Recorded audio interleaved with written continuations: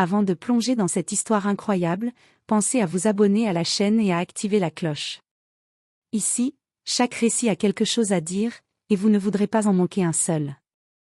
La pluie battait contre les vitres du 47 étage de Nelson Tech Industries, couvrant la ville d'une brume électrique.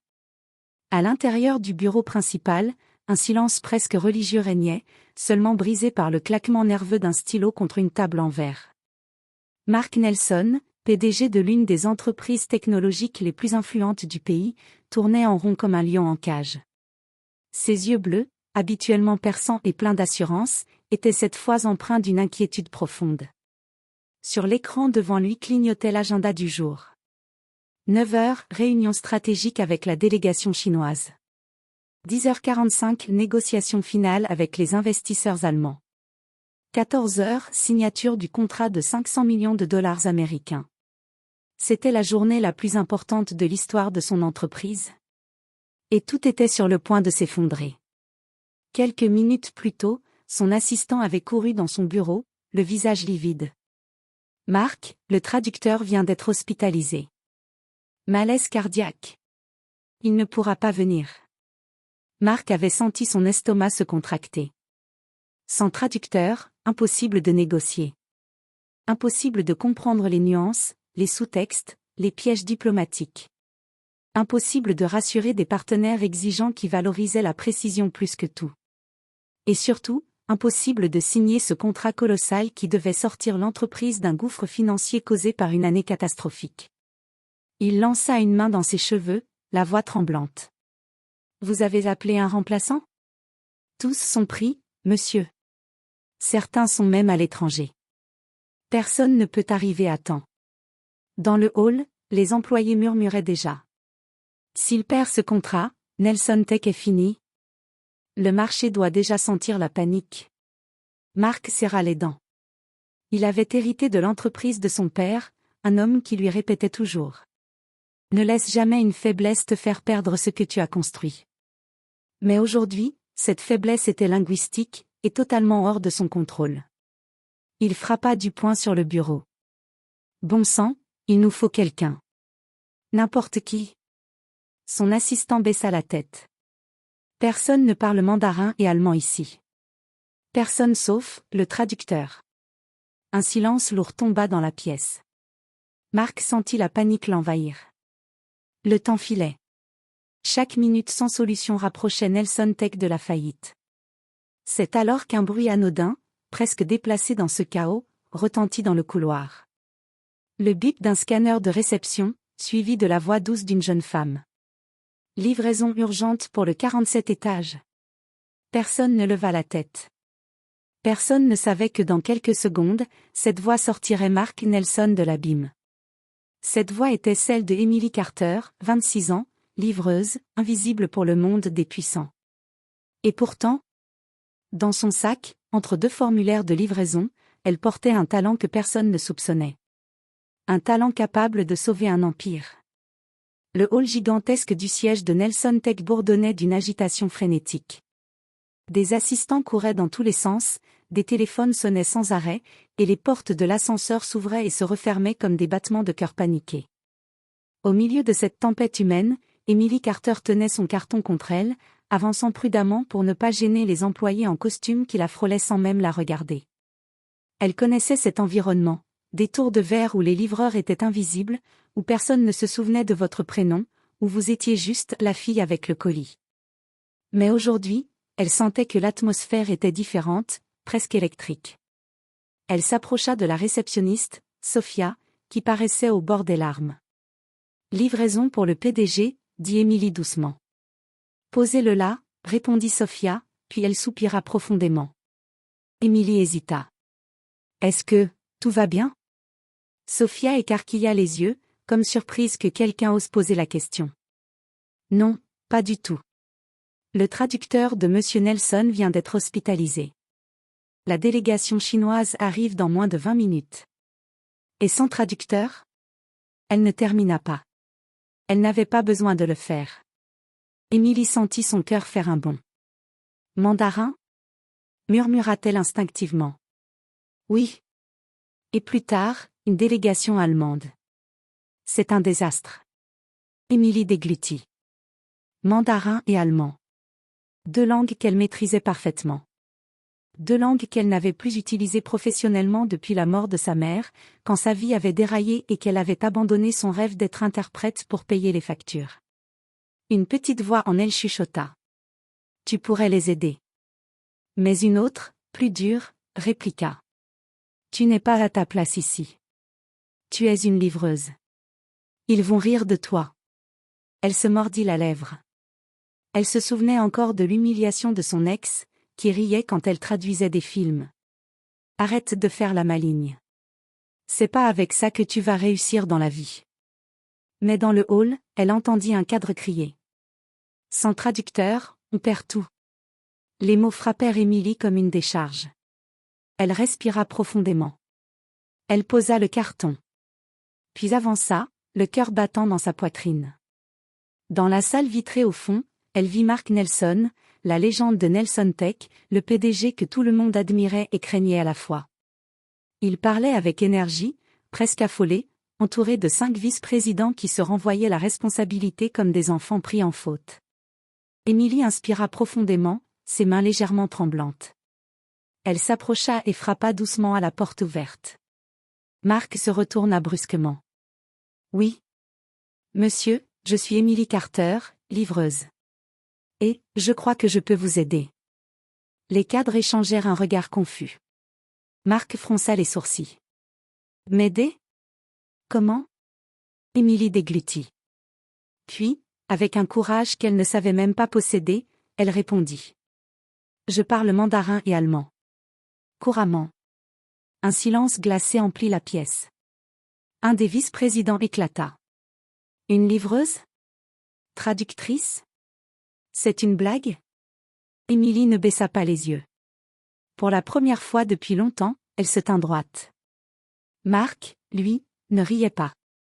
Il la fixait. Intensément. Comme s'il essayait de voir la vérité invisible entre ses mots. Mandarin? Répéta-t-il lentement. Oui, monsieur. Allemand? Aussi? Et vous maîtrisez les nuances professionnelles? Je peux vous le prouver. La pièce retint son souffle. Mark posa ses mains sur son bureau, réfléchit une seconde, puis hocha la tête. Très bien. Montrez-moi. Et à cet instant précis, sans le savoir encore, Émilie venait d'ouvrir la porte qui allait changer son destin pour toujours. La salle de réunion semblait encore plus grande qu'elle ne l'était réellement. Les baies vitrées donnaient sur un panorama de gratte-ciel noyé dans une pluie fine. L'air était tendu, presque chargé d'électricité. Émilie se tenait au centre de la pièce, droite mais nerveuse, comme une élève devant un jury d'examen.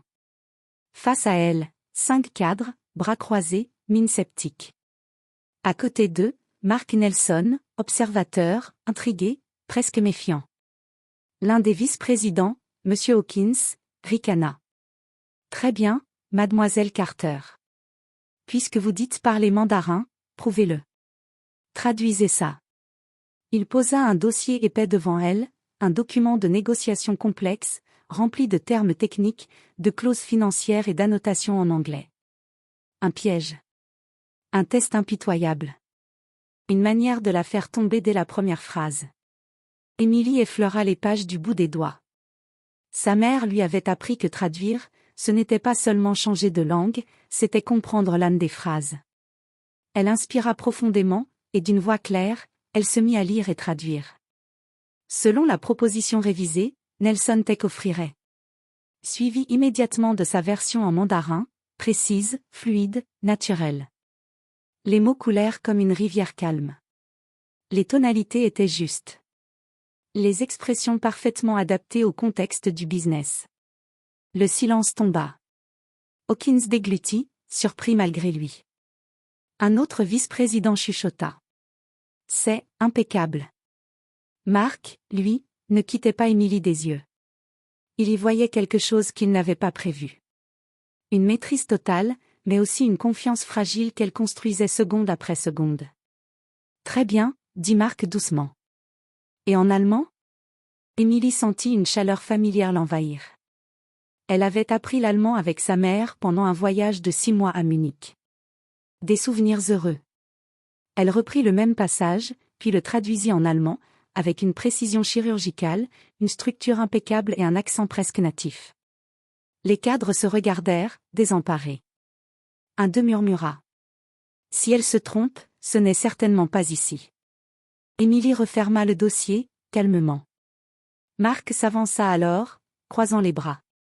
Où avez-vous appris tout ça? La question la frappa en plein cœur. Elle baissa légèrement le regard. Ma mère était interprète internationale. Elle m'a appris dès que j'ai su tenir un livre entre mes mains. Après son décès, j'ai dû arrêter mes études.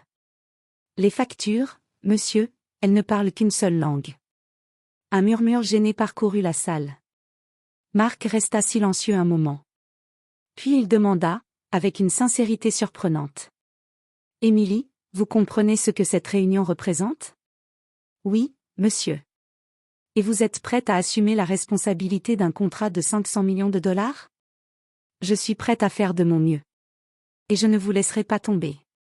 Il y eut un cliquetis discret, celui du stylo de Marc, qu'il lâcha sur la table. Il se tourna vers ses vice-présidents. Elle fera la traduction. Les cadres protestèrent instantanément. Mais monsieur. Une livreuse? C'est trop risqué. Nous ne savons rien d'elle. Marc leva la main, son regard devenu dur. Ce que je sais, c'est qu'elle parle mieux que n'importe quel traducteur que j'ai vu aujourd'hui. Et que dans 10 minutes, la délégation chinoise sera dans cette pièce. Alors vous pouvez soit m'aider, soit sortir. Un silence glacé. Les cadres baissèrent les yeux. Émilie, elle, sentit sa gorge se serrer. Elle n'avait jamais été défendue ainsi.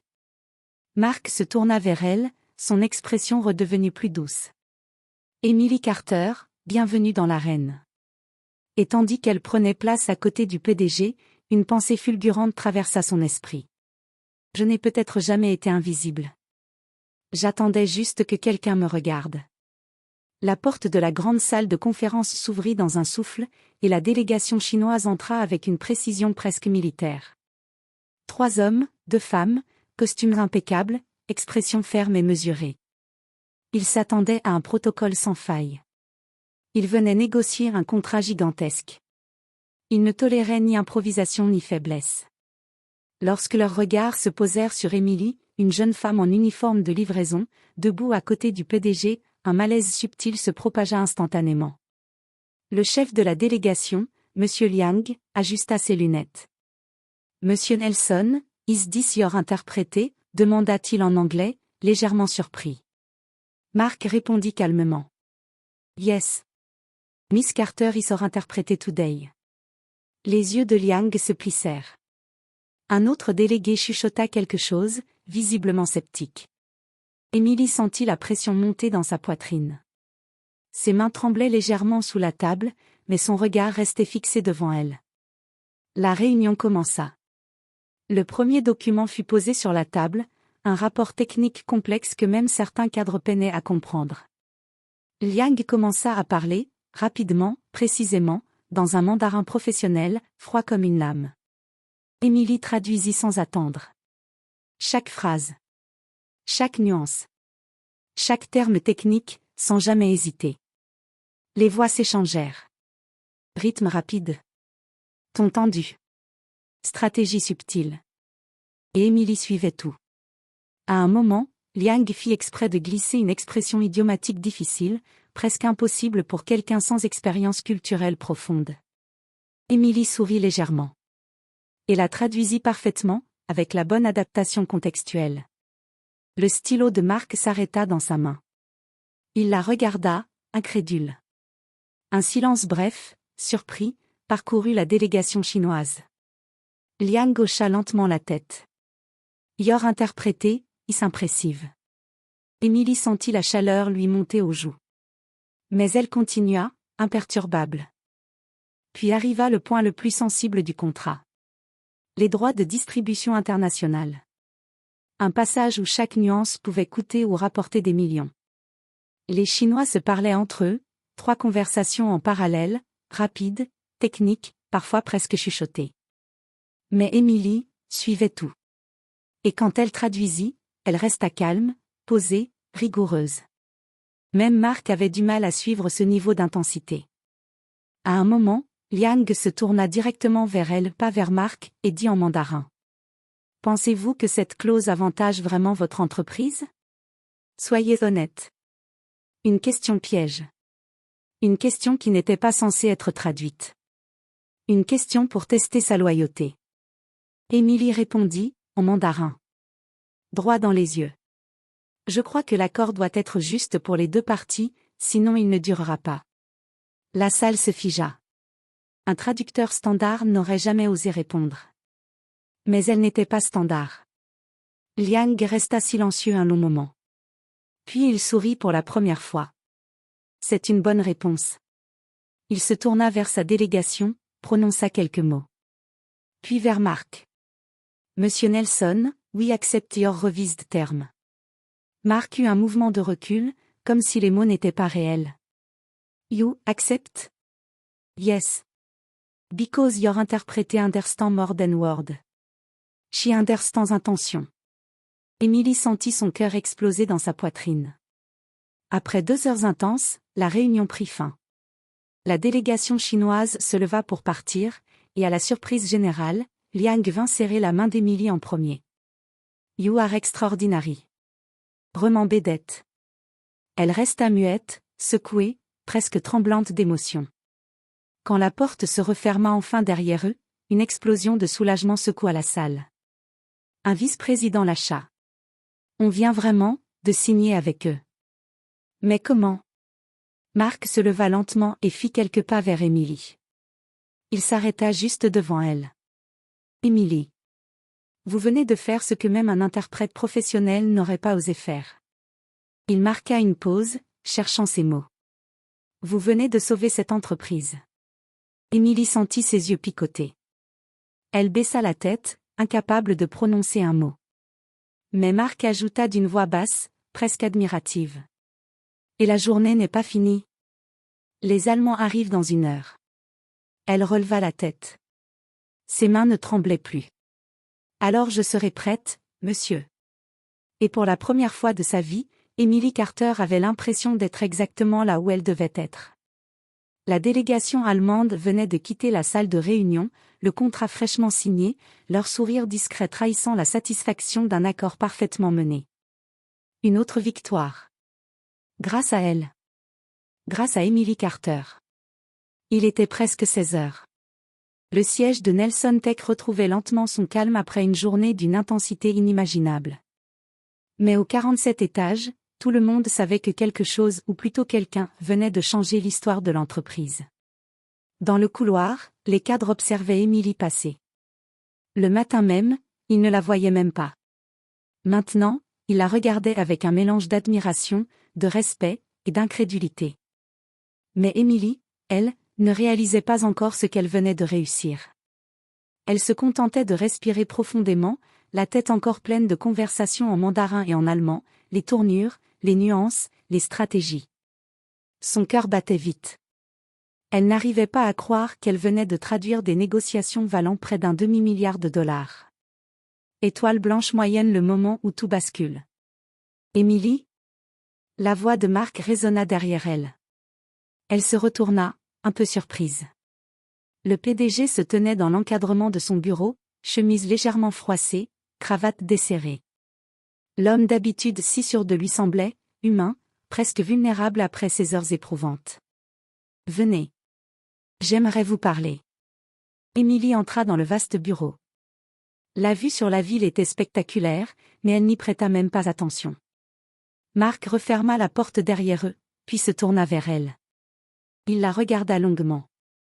Pas comme un PDG regarde une employée. Comme un homme qui vient d'être sauvé par quelqu'un qu'il n'attendait pas. Asseyez-vous, Émilie. Elle hésita, puis prit place.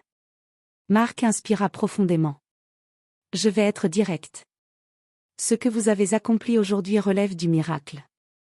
Vous avez géré 2 réunions extrêmement complexes, vous avez calmé des tensions, vous avez compris des sous-entendus que même mes directeurs n'avaient pas perçus. Il secoua légèrement la tête, encore impressionné. Vous avez sauvé Nelson Tech. Émilie sentit son ventre se nouer. Je n'ai fait que traduire, monsieur. Marc tapa doucement du doigt sur son bureau. Non.